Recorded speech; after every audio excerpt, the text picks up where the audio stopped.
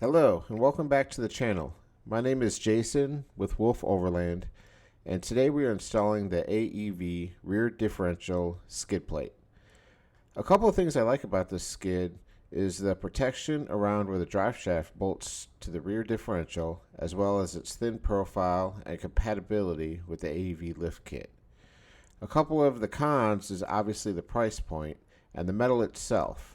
While it is steel, it is still not the famous AEV proprietary boron stamped steel that they use in their bumpers. There is a trick on installing this that can save you a headache, but first, let's see this thing in action. Here we are at Hurricane Creek with a straight drop off to the passenger side. Watch as the AEV skid plate allows me to slide over the rock, preventing me from getting caught up and possibly getting sideways.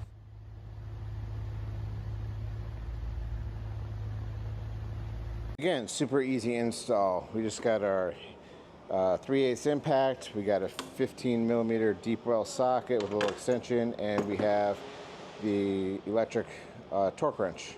So 30 and 35 foot-pounds, and that's all we need.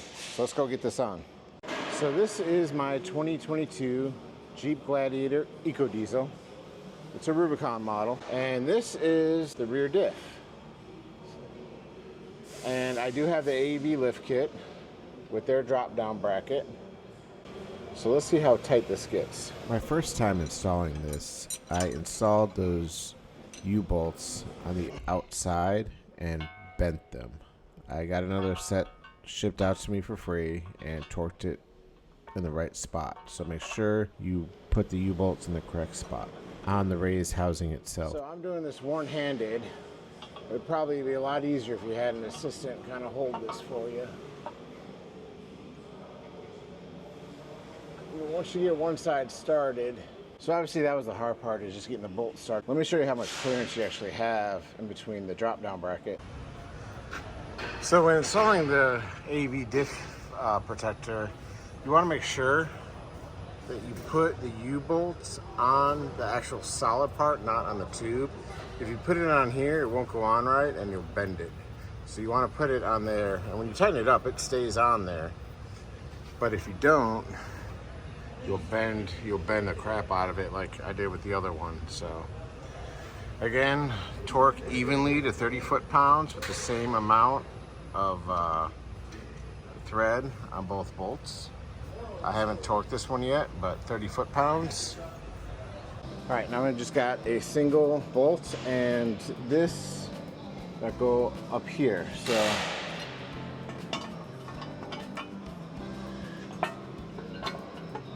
all right, so this front bolt right here is 35 foot-pounds. We're gonna torque that down first.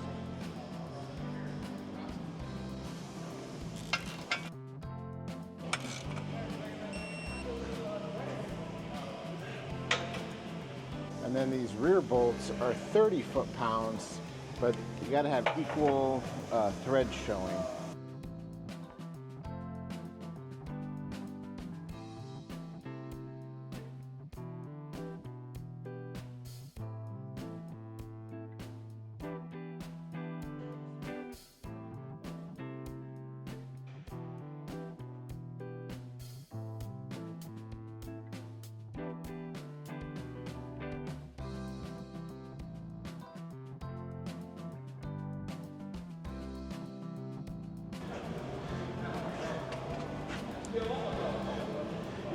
All right, here's the final product. So we are on the main housing right there, and plenty of room in there for drainage. Threads are about the same. I just on the U-bolts, I recommend 20 foot-pounds. I wouldn't go the full 30. They're starting to stretch already. But that's what she looks like. You could do 30 on that single bolt right there, but the U-bolts, I would do 20 foot-pounds. It's centered.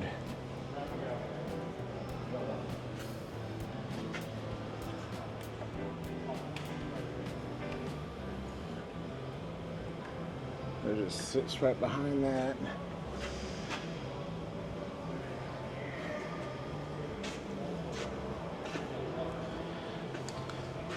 Well, let's go drag her over some rocks and see how she does.